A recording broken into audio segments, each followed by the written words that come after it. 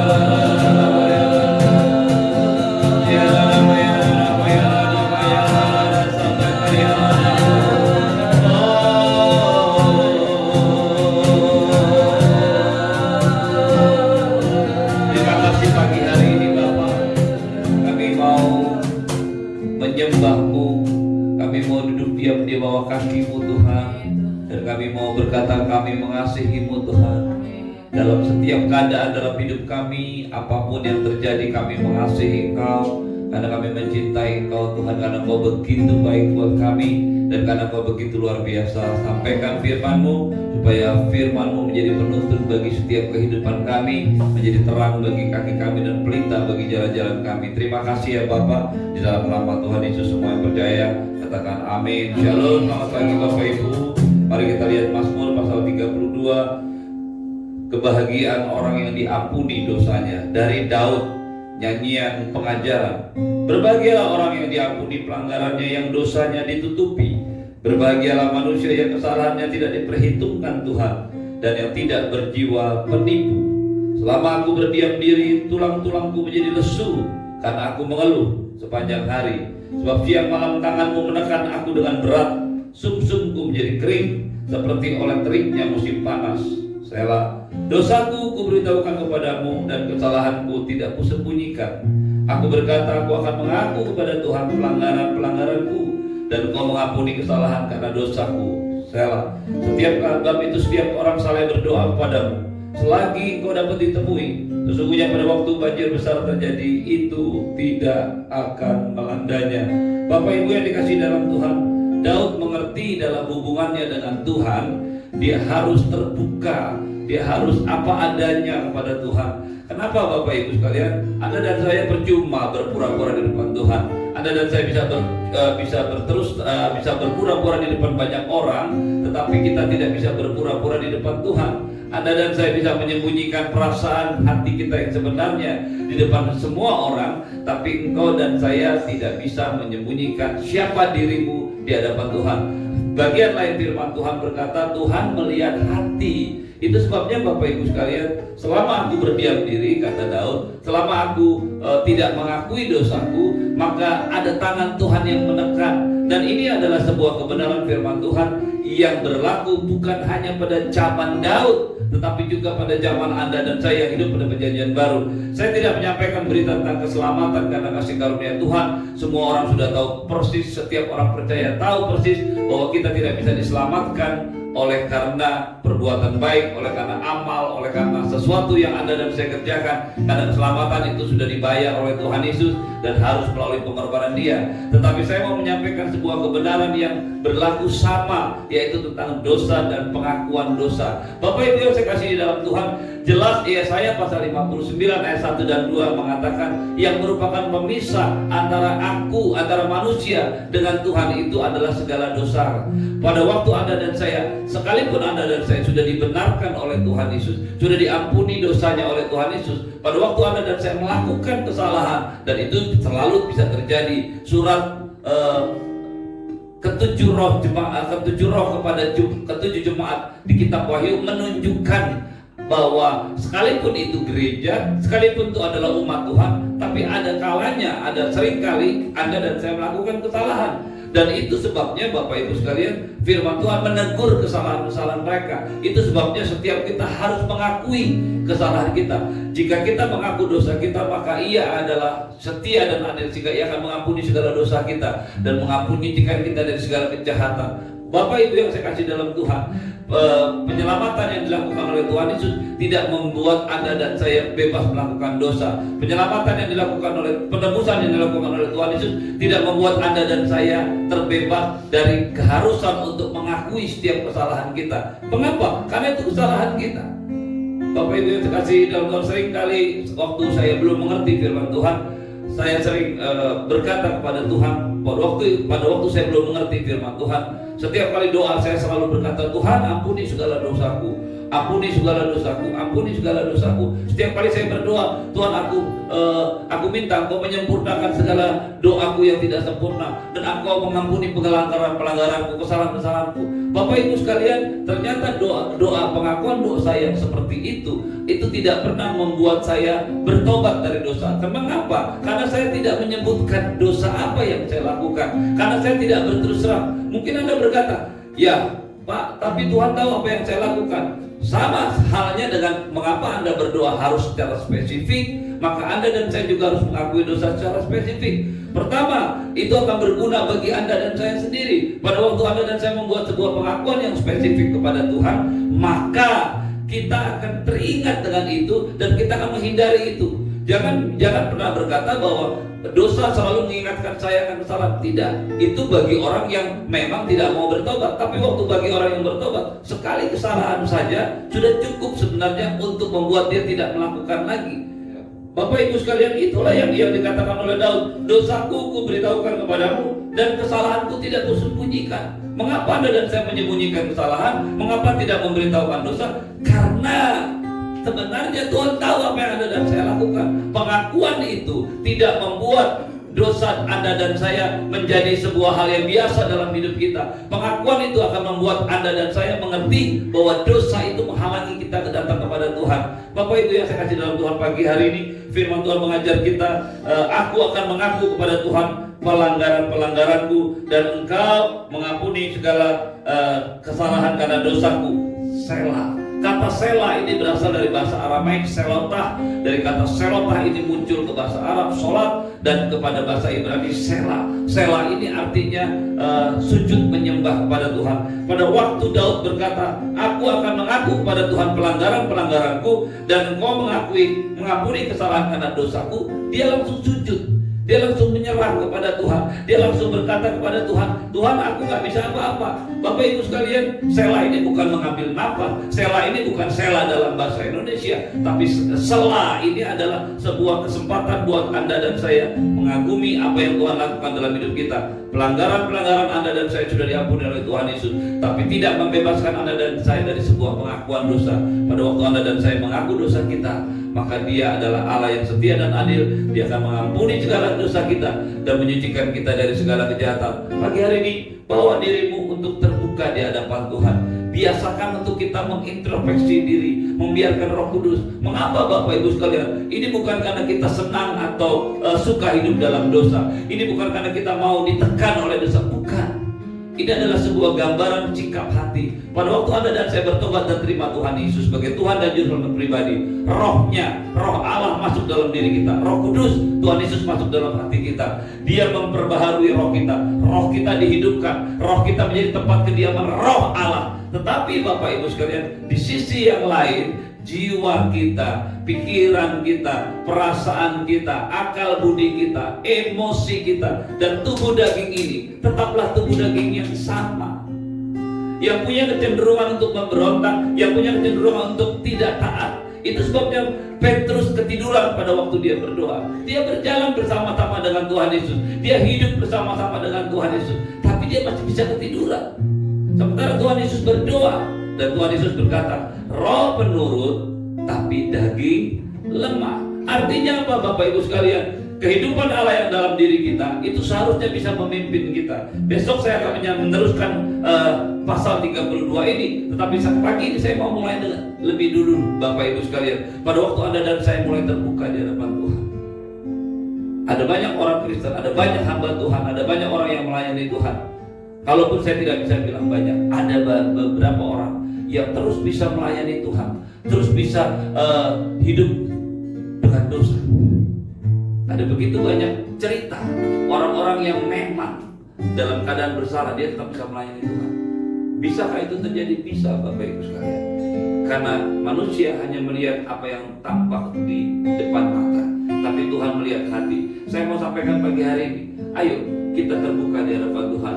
Saya selalu diajar sejak saya bertobat. Saya selalu diajar sejak saya mulai menyembah Tuhan. Saya selalu diajar sejak saya mulai mengikut Tuhan untuk duduk diam di bawah kaki Tuhan. Pada waktu malam saya datang kepada Tuhan, saya merendahkan diri dan saya berkata kepada Tuhan, Tuhan, adakah hari ini saya sudah lebih baik daripada kemarin? Adakah satu hal yang mungkin saya lakukan yang tidak saya dengarkan suaramu pagi hari ini, dan saya mau datang pada malam hari ini. Bapak Ibu yang saya kasih dalam Tuhan, itu sebabnya Tuhan Yesus mengajar kita untuk menyelesaikan untuk menyelesaikan pelanggaran kita, menyelesaikan marah kita sebelum matahari terbenam. Tujuannya cuma satu Bapak Ibu sekalian, supaya Anda melewati hari demi hari terbuka di hadapan Tuhan, terbuka di hadapan Tuhan. Pada waktu Yesus datang, Dia akan mendapati umatnya, Dia akan mendapati mempelainya yang penuh dengan kemuliaan Tuhan, yang tanpa cacat, tanpa noda, itulah yang akan Tuhan lakukan dalam hidup kita. Dia sudah lakukan 2000 tahun yang lalu, dan Roh Kudus akan memimpin Anda dan saya terus semakin hari semakin menguduskan diri kita, sehingga kita mencapai kekudusan yang sempurna di hadapan Tuhan. Yang Tuhan sudah lakukan di atas kayu salib, Dia sudah menyucikan kita, mengampuni kita, menguduskan kita. Tetapi Dia mau Rohnya itu menguasai seluruh hidup kita, sehingga karakter kita, sehingga pikiran kita, perasaan kita, emosi kita semakin hari semakin tunduk di bawah Roh yang ada dalam diri kita. Satu kali Bapak Ibu sekalian, pada waktu Tuhan memanggil kita atau Yesus datang menjemput kita Bapak Ibu, hanya Roh yang dibawa kepada Tuhan. Dan itu sebabnya seorang hamba Tuhan berkata, kehidupan kita di dunia adalah latihan hidup kudus. Pada waktu nantinya Anda dan saya, roh Anda dan saya diangkat oleh Tuhan masuk dalam kekekalan, roh kita sudah terbiasa hidup kudus. Mengapa? Karena kita sudah melakukan itu di dalam kehidupan ini. Bedakan roh Allah yang ada dalam diri kita dan roh kita yang akan dibawa oleh Tuhan. Karena roh Anda dan saya memiliki roh Allah, maka kita memiliki kekekalan. Tapi setiap roh Anda dan saya, itulah yang akan naik ke surga. Itulah yang akan menjadi kehidupan kita di dalam kekekalan. Kalau hari ini engkau tidak terbiasa untuk berdoa, hari ini engkau tidak biasa hidup dalam kekudusan, hari ini engkau tidak terbiasa menyembah Tuhan, maka rohmu akan tidak terbiasa melakukannya nanti dalam kekekalan.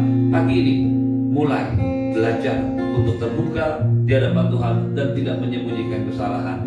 Selesaikan kesalahanmu, minta pengampunan Tuhan, dan akui semua itu, lalu tinggalkan. Maka firman Tuhan bilang, hendaklah tiap orang saleh dapat berdoa kepadamu selagi engkau dapat ditemui. Pada waktu engkau dan saya ada dalam posisi sudah dibenarkan oleh Tuhan melalui darah Yesus dan hidup benar oleh karena Roh Kudus yang memimpin kita, maka Dia akan dapat ditemui kapanpun Anda dan saya datang. Mari kita datang pada Tuhan, kita bangkit berdiri dan kita berdoa bersama-sama. Qurana masantaka ya nama ya nama ya nama masantaka ya nama ya nama masantaka ya nama masantaka ya.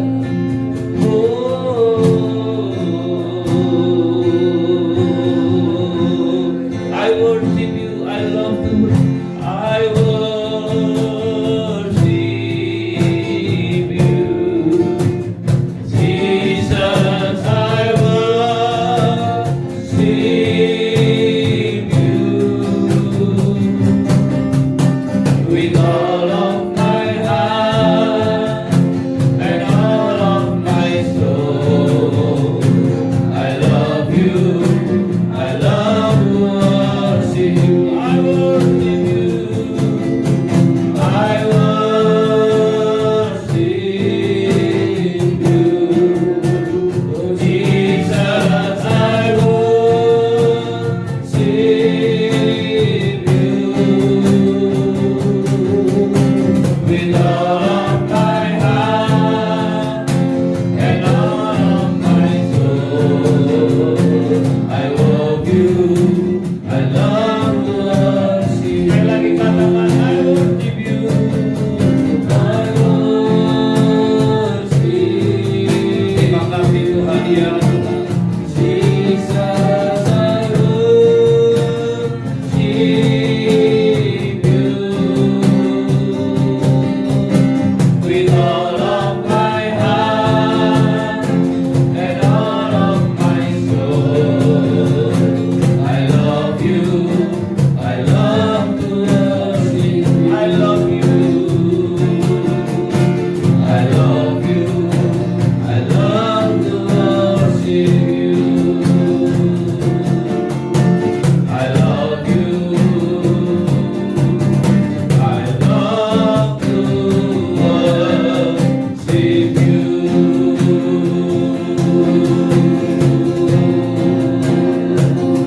Haleluya. Ya Radha ya Radha ya Radha katamu Tuhan. Ya Radha ya.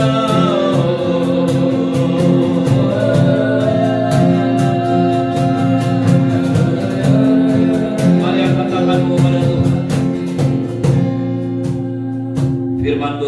Firman Tuhan berkata, berbahagialah orang yang diampuni pelanggaran, berbahagialah orang yang mengaku kesalahannya di hadapan Tuhan.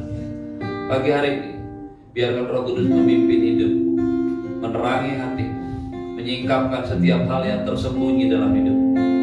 Datanglah dan akuilah itu di hadapan Tuhan.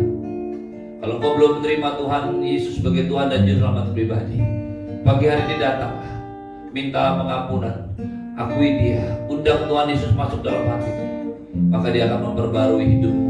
Dia akan tinggal bersama-sama dengan Roh Kudus di dalam hidupmu dan akan memimpinmu mengikuti setiap jalan kemenangannya.